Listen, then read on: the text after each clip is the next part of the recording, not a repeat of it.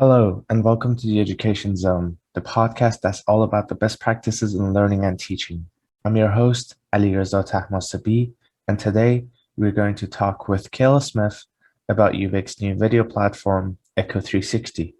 In addition to talking about the key features of Echo360, we will discuss how UVic is transitioning from using Kaltura, how Echo360 supports student engagement, and what instructors should consider when recording in-person classes. I hope you enjoyed the conversation, and don't forget to subscribe to the Education Zone podcast on YouTube.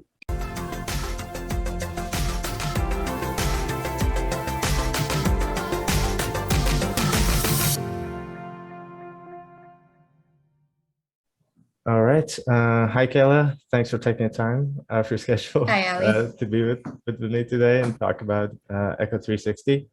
As you know, UVic announced that Echo360 will be the new platform for all media recordings and videos starting this fall. I was wondering, before we get into that, if you could introduce yourself a bit and yeah. My name's Kayla Smith. I've been working at TIL for a bunch of years now. I've been working at UVic in all kinds of different technical positions for since about 2014. I've been all over campus and all sorts of different positions. I used to work in AV, which is kind of related to the whole Echo360 video platforming thing. At TIL, though, I'm currently the Senior Educational Technology Support Specialist. So I do a lot of the technical support of a lot of our different platforms. And I'm currently managing a bunch of all of our learning technology assistants, like yourself as well, now. So that's a lot of fun. Yeah, so you definitely have a lot of experience with instructors, with media aspect side of education, and yeah, today we're going to talk about Echo360, which will be the new platform. I was wondering if we could just get into talking about like what makes Echo360 effective and the features that it has that instructors could use in the fall. Echo360, we like it because it's a video platform with a lot of tools for student engagement. It's accessed through Brightspace, which is nice too, because it's not like a whole separate thing. It's just built right into Brightspace. It will let instructors create and share videos, record in-person and online lectures, and also engage students with like question and answers and polls. And you can do that before, during, and after the class. So it's got lots of really good student engagement features in that way. It's really important at UVic to have an effective video platform for in-person class recording and online programs and lots of other reasons. Over the past year, we've had some challenges with our current video platform. We just weren't really happy with it for a lot of reasons, like stability and the other features like the pedagogical student engagement type features. And Echo360 has a really strong record as being really reliable, really effective, really stable, and much more geared towards learning and teaching needs than a lot of the other video platforms we looked at. Lots of video platforms are geared towards kind of like business and office work, corporate environments, and Echo360 is really strongly focused on learning and teaching. So we're really looking forward to bringing it in. Yeah, for sure. Yeah, from my experience of using it, I've had a great experience because it has a lot of great features, especially with student engagement, which we will get into later. And yeah, it's a new platform, which is very exciting. And as you mentioned, UVic is moving into a new platform, and Kaltura was the previous, I guess, platform which will be transitioning from.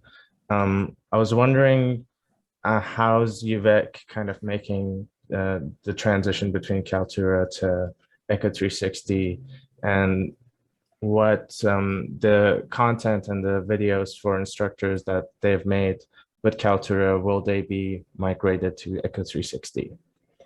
We at TIL, we've been working with systems and Echo360 to automatically migrate instructors' Kaltura videos into Echo360.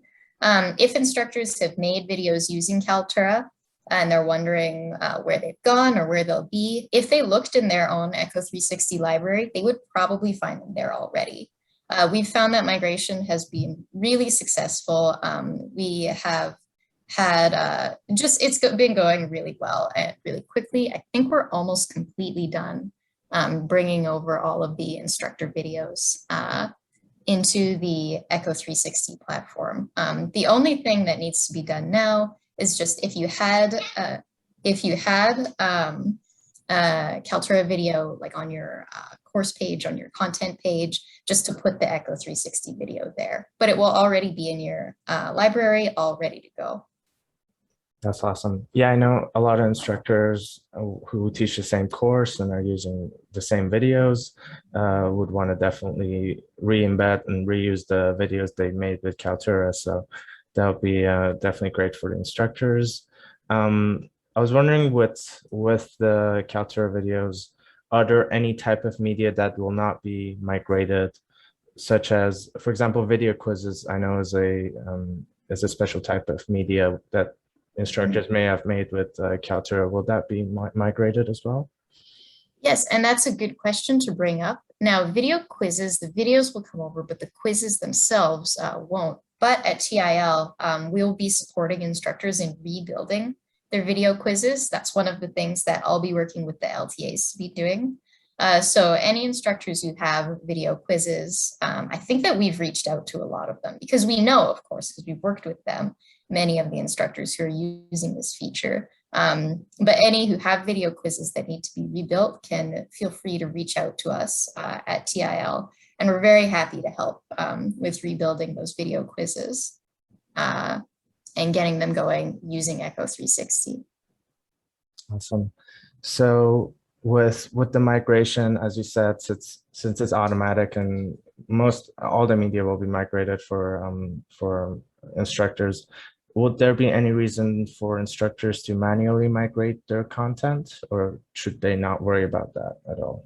No, like I've mentioned, we've found that this has been really successful. It's always possible, though, that like one or two videos here and there just get missed in the migration process for whatever reason. If this happens, you can reach out to TIL and ask for help moving your videos over. But you can also just download them from Kaltura and upload them into Echo yourself as the instructor too. That is, it's relatively easy to do. We have a lot of instructions prepared for it on our website for how instructors can sort of self-serve in that way if there are a couple of videos missing. Of course, if there was lots of videos missing, then the instructor could reach out to us and we would help them with that. But probably in that case, if there was lots of videos missing, it's just that they're maybe in like a folder in the library that's labeled in an unclear way, or they're in a place that's difficult to find. But definitely, if instructors had any trouble finding videos, we can help with that as well. But yeah, in terms of migrating them manually, it's just a question of downloading them and just uploading them into Echo360. Great. Yeah, so I also want to get a bit into the student engagement aspect of Echo360. I know Echo360 has tons of great features that could support student engagement, especially during the fall term, which I know some classes will be blended, some will be online, in person. Could you talk about the features that Echo360 has that could support student engagement? Yeah, so Echo360 has, like you mentioned, a number of features. A couple of those are polls, and you can build interactive polls into the video that students can take. You can do this like that they can take when they're watching the video later. There are discussions and Q&A that you can make that are attached and hooked up to Echo360 videos or like Echo360 content. So maybe you have a video and PowerPoint with a bunch of polls that are attached to each other. That makes it a whole, almost like an interactive class, and you can have a discussion attached to that as well. Oh yeah, like I just mentioned, you can create presentation and add slides to the presentation as well. So you've got a video going with the recording, and then on the side of it, there's also the PowerPoint slides that students can advance or go back through at their own speed. So you might be talking about the slides in the video, and students might want to like check an earlier one or go a little bit forward, and they're able to kind of self-pace in that way. You can also create video assignments in Brightspace. This is really nice, where students can hand in their own Echo360 videos that they've made, and then the instructor can provide time-stamped feedback to learners on their video assignments. It's even possible to provide time-stamped feedback that itself is a video. So you could leave video feedback on a specific time of a student's video assignment, which is pretty cool. There are also options like confusion flags, contextual notes, and bookmarks that students can make use of as well, so that they can kind of, for their own benefit, take notes on your video that you've made as they're watching it, which is really neat. Or flag confusing parts that you maybe can watch out for as the instructor and maybe talk about a little bit more in your next class. Yeah, that's awesome.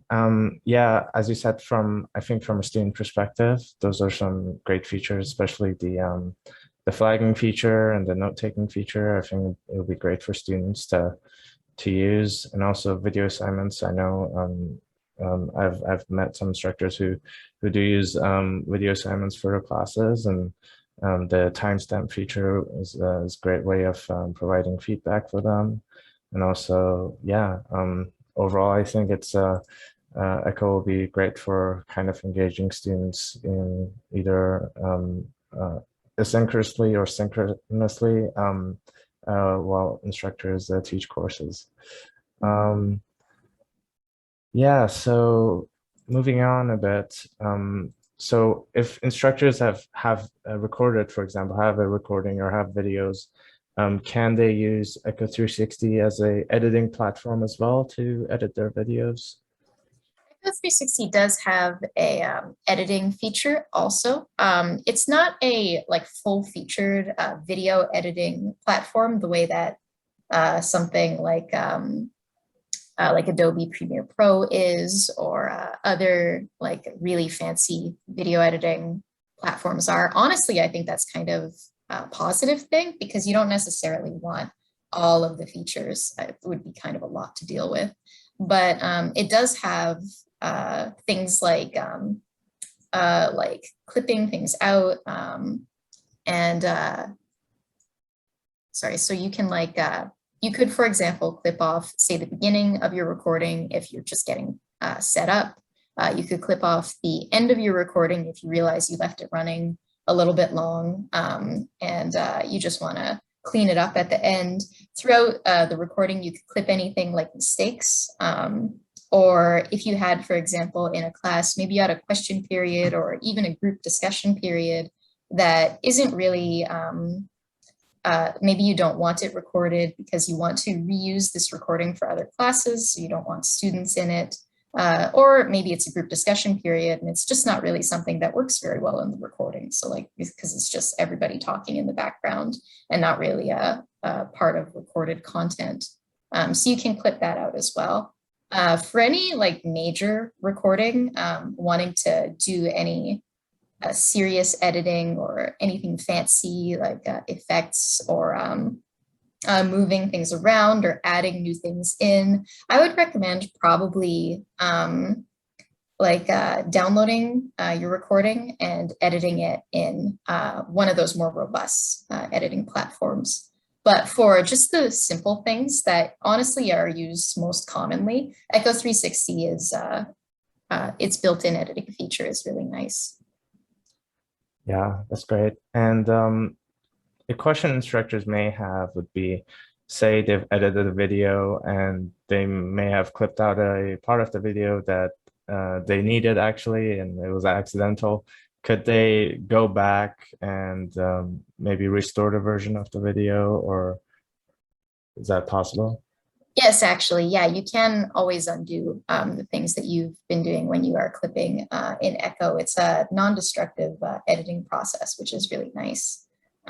Mostly, there's just an undo button that you can hit, But there's also things like if you've clipped off the start, you can just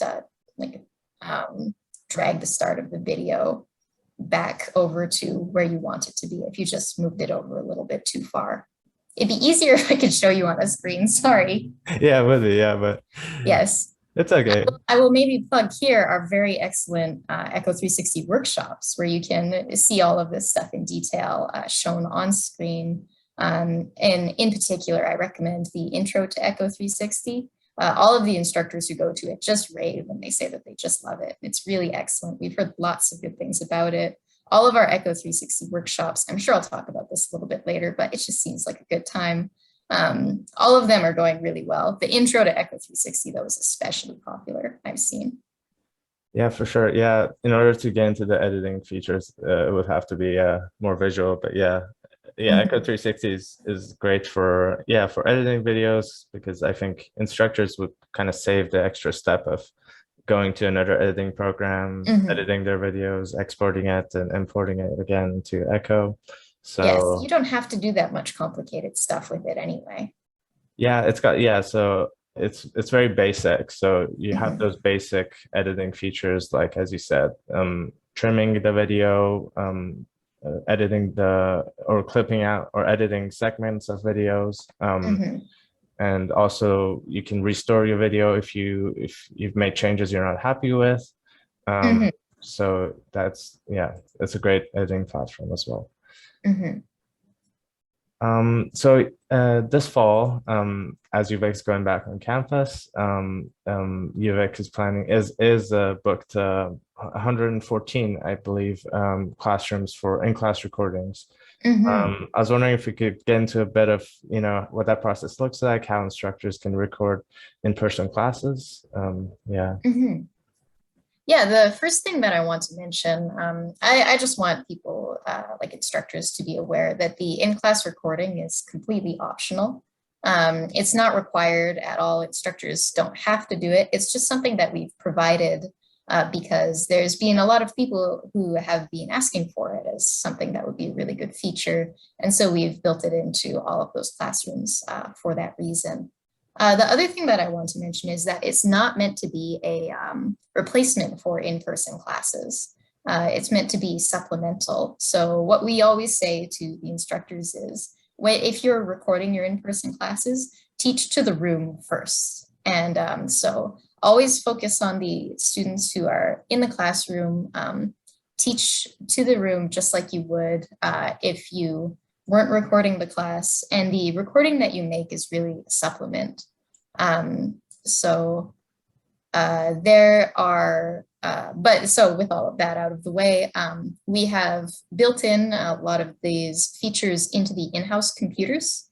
We have these nice webcams on all of them, all hooked up now. And we have the universal capture, the Echo program, installed on the in-house computers as well, all ready to go and record your in-person class and get it uploaded to your course, all sort of nice and smoothly. I won't go into details to how to do it. Again, visit our very excellent workshops. They're extremely good. They'll walk you through this. But I will say that it really is a nice thing to have. For example, if students have just a short-term absence, like they have a cold for a couple of days, and so they don't want to come onto campus when they're like sneezing and coughing and everything, and maybe they can just miss a class or two and still be able to see the recording and not feel like they've fallen behind. But it's really nice too. We had a lot of call for this from students after everything went online, because a lot of students really liked being able to rewatch recordings of their classes and like sometimes review on a higher speed. Sometimes though, like review on a lower speed. Often students who have like English not as their first language, international students, sometimes students with like learning differences, or just if you want to take it a little bit slower and go through the material at a bit more of a leisurely pace, then the being able to control the speed is a really popular feature among students. And also being able to, when they're in the class, pay attention and be involved and participate in the class. And then maybe later rewatch the lecture and take all of their notes and like pause the video and write things down and have it be able to be a little bit more present in the actual class rather than trying to like frantically write things down the whole time. Yeah.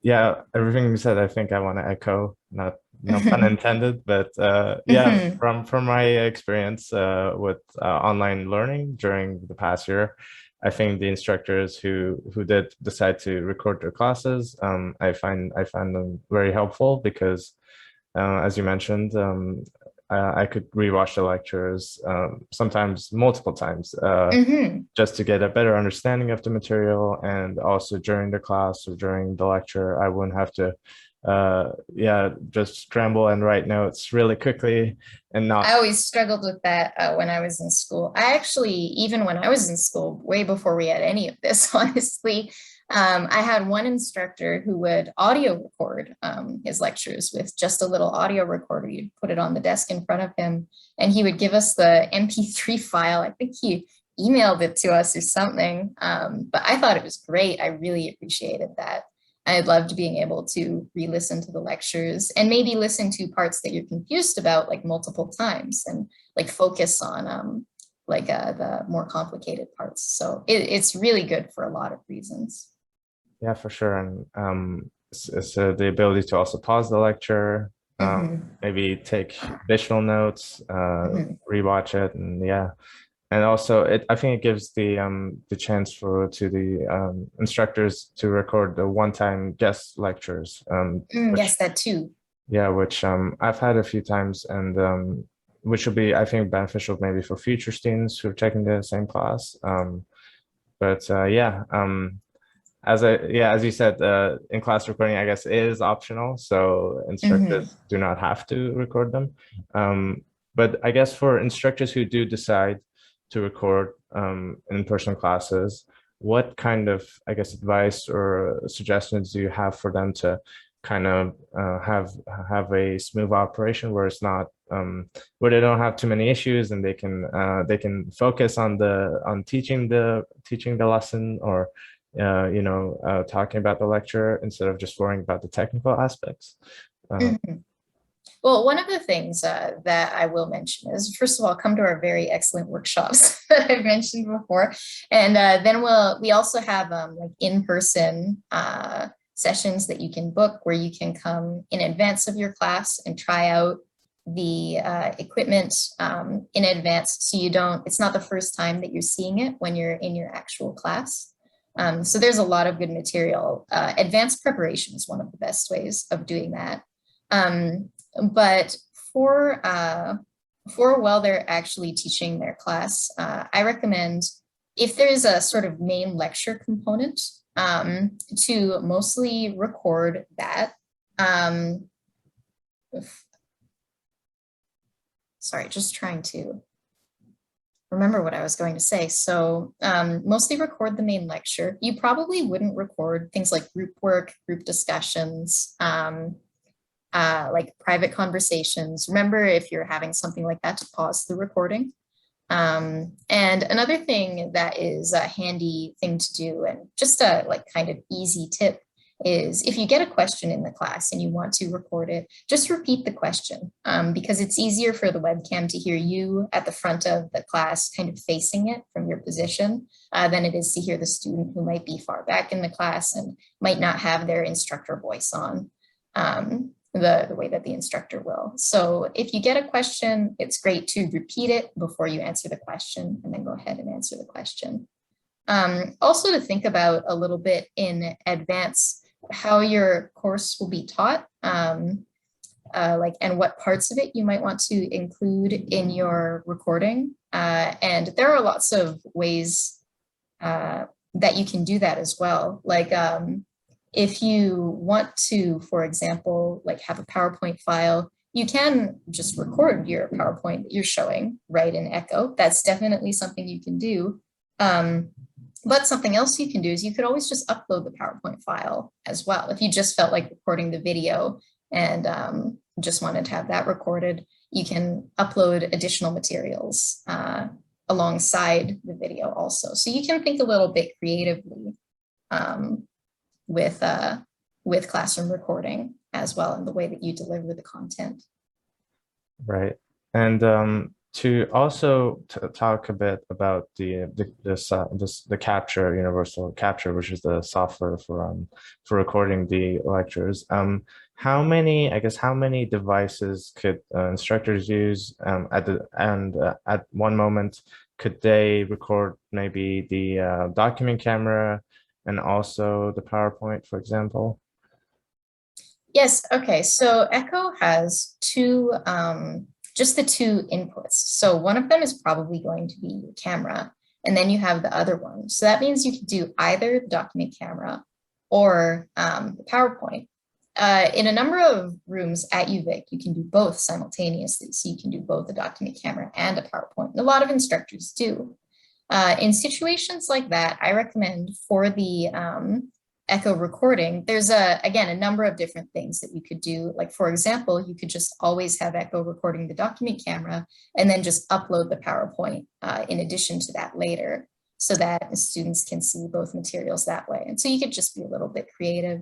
The other thing that you could do is, if you want to record the PowerPoint, you could mostly record the PowerPoint, but just sometimes switch to the document camera if there's something significant or something new on the document camera that you want to show. So maybe you have put, like, for example, if it's an anthropology class and you have artifacts, you can put one on the document camera and show that and put that on the recording. And then you can switch back to the PowerPoint, but then later, if you have another artifact, at that point, you can switch to the document camera and then switch back. But of course, as I've mentioned, you can do other things too, like you could upload just photos of the artifacts later, or you could even hold it up to the webcam if that worked for you. There's a lot of kind of creative things that you can do with Echo in terms of the multiple types of content.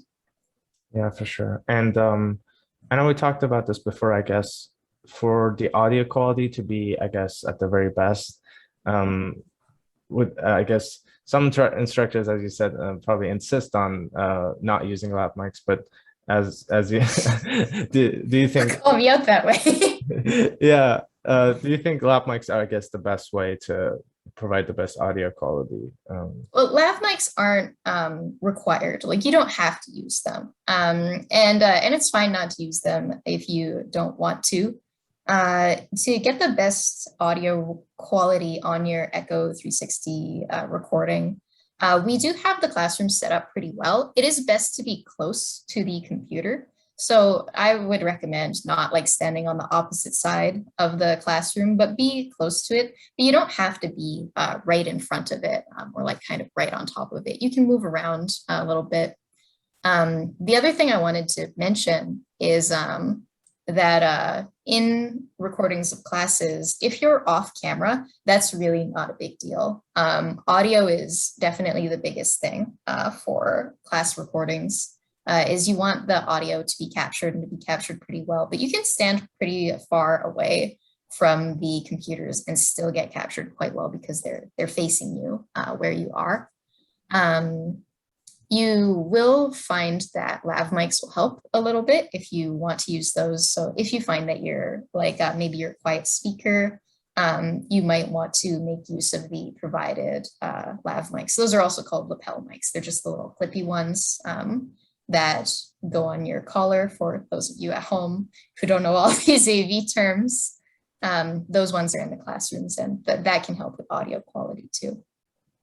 Yeah, and I don't know how each instructor will go about, recording the sessions, but I guess having someone else help with the camera setup or with the will probably help, like maybe their TA. But I guess they should be able to handle the recording and not, hopefully it doesn't interrupt the lecture too much. It's just maybe they have to switch maybe sometimes between the document camera and other device. Yeah, it should be pretty smooth. Like we've tested it out a lot. We've run through it a lot. We're hoping that it's about as smooth as getting your PowerPoint to project when you like start teaching your class. Like it's kind of a similar situation. It's just part of the setup is just you kind of get Echo going, you hit go on it, PowerPoint's up. Maybe you do switch the content occasionally, depending on like what kind of content you're showing. But even that is not very difficult. We have a video of Tiago, one of our, you've actually interviewed him previously, of him giving a lot of different content. And he did it very quickly, very smoothly, without any issues, switched between, it was PowerPoint, a YouTube video, and the document camera, just like bang, bang, bang, really, really easily. Yeah, and maybe just a note to mention the board or the chalkboard or the whiteboard. If instructors want to use camera to record that, how do you think is the best way to for like people who want to rewatch the recording or want to watch the recording to provide the best kind of quality in terms of for the writing? Yeah. Yes, yeah, board work is definitely a little bit more challenging because the webcams are kind of stuck where they are. The closest boards are the ones that they have the best view of. So the very far boards, it's hard for the camera to see. So it kind of depends on the room. Sometimes you can roll like a board over and use more that way, like bring another one in.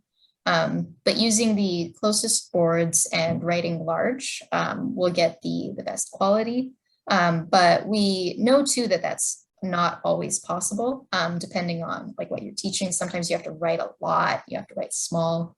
In that case, this is another situation where if you can take a quick picture of it, with your just your phone and upload that later, that's another good way of having the content available at another time for students who are reviewing the material.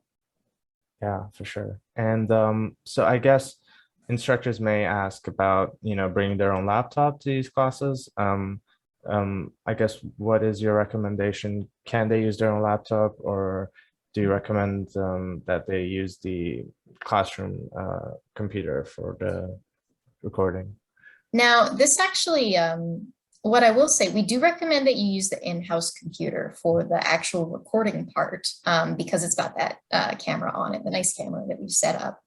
But you can use your laptop for all of your own content. And that's actually something that we found to be really effective. A lot of instructors like to have their own laptop that they use themselves. They know where everything is on it, and it's all set up the way they want it. And bring that in and just plug it in and use that to project their content and show their content to the class. You can definitely use it that way. And then the in-house computer is just like a kind of recording machine that all it does is makes the Echo360 recording for you, and it puts it into your class. And so that is, we found that instructors find that really like smooth and convenient. It's kind of nice too, because it means that you're not fiddling with more programs on like one computer. You've just got this one computer that's the recording machine, and it just records. That's the only thing it does. And then you've got your laptop that you're used to using and you're comfortable with, and it's got all your material, and that's what you use to teach your class. So we found that that's really successful. You can, of course, put your material on the in-house computer and use it that way too. That also works. That's just fine. I just like to bring it up about the having your own content on your own laptop, because a lot of instructors like doing that so much. Yeah, for sure. And I guess something to mention as well, the universal capture software has to be, I guess, downloaded if they want to use their laptop. But I guess for the in-house computer, the software is already downloaded. Yes, yeah, it's right there on the desktop, right in front. Right. Yeah, and that's great. I think we covered possibly everything about in-class recordings. Yeah, to I guess move on to the recordings or the videos. How would instructors go about making them more accessible for different students, and also in terms of providing captions for them? Yes, yeah. So Echo360 has its own automated captioning feature, which is really nice. What it actually does, though, is it creates a transcript of the video that kind of comes with the video. It's automatic, so students can look at the video and see the transcript. And that's nice, too, because they can look through it and find things that they're looking for in the video. But there's a button that you can hit on those transcripts as the instructor that publishes them as closed captions. So that's one easy thing that you can do, just hit that button, and then the students get access to a closed caption button on their side, and they can watch the video with captions. The Echo captions are pretty good as well. They are the automated machine captions, but they're pretty effective. I'd say they're about as effective as the Zoom ones, which are also pretty good. I don't know if you've used them very much, but I've been pretty impressed with them. And of course, they're being improved all the time as well. One of the other things that instructors can do to make the videos more accessible is some of the stuff I've mentioned already. Sometimes posting additional materials, things like photos of board work or stuff like that can make the video more accessible in ways that you might not expect. It's not always fancy things that you have to do to the video itself. There's a lot of ways to make the content of the video more accessible. But Echo360 has, as well as the captions and transcripts, a lot of kind of built-in features like being able to watch it at different speeds. Like I mentioned, that already just sort of make the content inherently more accessible. So that's really nice as well, that all that stuff is just built in. Yeah, for sure. And yeah, I guess a great feature also that it has is I've used it. It allows you to pause the video while you're typing, which is like an automatic that's right. Yes. feature, which is great. I guess instructors who want to, I guess, add their own captions, when they're typing, the video kind of pauses and they could type the caption part, and also then it will resume after, I guess, you stop typing. If I guess I'm yes, yeah, that's right. That's right. It's got that built-in kind of features for if you want to edit or make your own captions on the video too. Right. And yeah, this may be a little complicated, but I guess as you said, there's a difference between the transcript and the closed captions. Yes. Mostly though, that difference is just whether it appears at the bottom of the screen as subtitles or not. Because as I mentioned, the students can still see the transcript, and the transcript actually even highlights along with the video while the video is playing. So if you have forgotten to hit the publish to CC button, it's still not really a big deal. The automated captioning is still available. It's just kind of in transcript form beside the video instead of in the subtitle form along the bottom of the video, if that makes sense.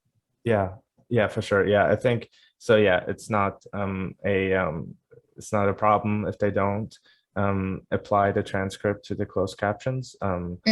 The transcript will always be there for students to view, so it won't be a big problem. I guess, are there any other features that you want to talk about for Echo? Because I think we covered a lot. We did cover a lot. Yeah, I'm trying to think if there's other stuff. There's lots of sharing features of Echo. Like you can share videos with groups. So maybe if this happens a lot, like a bunch of teachers are sharing like materials, you might make a video and want to share it out to other instructors to use and publish in their courses. Or for example, I know in art education, there are a couple of videos about like kiln use, and that's just a general video that goes out to everyone who uses the kiln. They've just made one general video for it. And so in that way, you could share it in a group with all of the instructors, and then all of the instructors could post it to all of their classes as well. So there's some cool sharing and collaboration features in that way too. That I wanted to mention. That's maybe a little bit more like more in depth than we really need to get into, but it is there. I do want to mention that it's there so that if people are interested in it, they can talk to us and we can tell them more about it. Yeah, I guess it does get more complicated, but yeah, if instructors do want to share their videos, I think there's a lot of options Mhm. for that. If they want to, they could generate links, I guess for Yeah, you can public view. generate public links that people outside UVic can see too, like all kinds of stuff. Yeah, and also I guess they could also embed the videos in the contents in Brightspace. Yes, that too. Yeah, videos can be embedded in content as well. Yeah. Um, so yeah, if instructors do want to get more support and instructions for Echo360, what kind of resources would you recommend for them? Yes, you're grinning at me because I've been talking about the workshops already. Do sign up for our workshops; they're very good. But you can find out about those and lots of other stuff like documentation, video resources, really in depth, like written instructions, but also things like sort of general information, like, oh, what should I use this for? Why is this useful? And things like that. You can find all of that at our Teach Anywhere website. That's oac.uvic.ca/teach anywhere. And that teach anywhere, that's just one word. So visit us there. You'll see all kinds of Echo stuff on our website, and we have all of the workshops are linked there and described, and it says what they are and what they're for and who they would be useful for. And like I said, lots of other great content there too. We actually are going to have a bunch of student documentation and information about Echo 2 at Learn Anywhere. So students can find that there too. I think we're going to be publishing it. Well, today is September 2nd. So I believe, well, before classes start on September 8th, it will be published. And that's oac.uvic.ca/learn anywhere. So there's going to be student information there too. Yeah, awesome. Yeah, thanks for I guess thanks for talking about the workshops as well. They're great, I think. I've attended a few of them and they're super informative, and yeah, the people who run the workshops will be there to answer any of your questions as well. So yeah, they're great. And also, I guess Teach Anywhere will have specific instructions, and there'll be Echo360 pages for, I guess, for maybe editing. There'll be instructions for those as Yeah, well. there's lots more in-depth instructions and tutorials for all of these features that we've kind of touched on today. Also on Teach Anywhere, there's lots of other stuff like where you can connect with us for live support, where you can contact us for like specific help and like through email. So there's lots of other types of support that are available on that website too. Yeah, for sure. Awesome. Well, I think we're kind of at the end here. I was wondering if you have anything else to say regarding, I guess, Echo or anything else. Mostly, I'm really excited to go into the new term. We're all really excited about this platform. It's really cool. It has lots of really cool features. It's great to have all of these classrooms fitted out for class recording. We've been seeing tons and tons of people coming to our workshops and our in-person drop-ins, and so it's really, it's just really great to see such uptake and such excitement on campus for this this new platform. And I think it's going to be really good. We're all looking forward to it for this term. Yeah, it's super exciting. And yeah, classes start next week. So Yes. I hope the video platform will help a lot of instructors and students in terms of, I guess, teaching and learning and making I guess the process more effective and interactive and also engaging as well. So yeah, and I'd like to thank you again, Kayla, for, I guess, taking time and talking about Echo360. I really appreciate it. Yeah, so this will Thanks for be, having me. yeah, you're welcome. Yeah, this will be, I guess, the end of episode 3 for the Education Zone podcast. Thanks for listening, and we'll see you next time. Thanks. Thank you.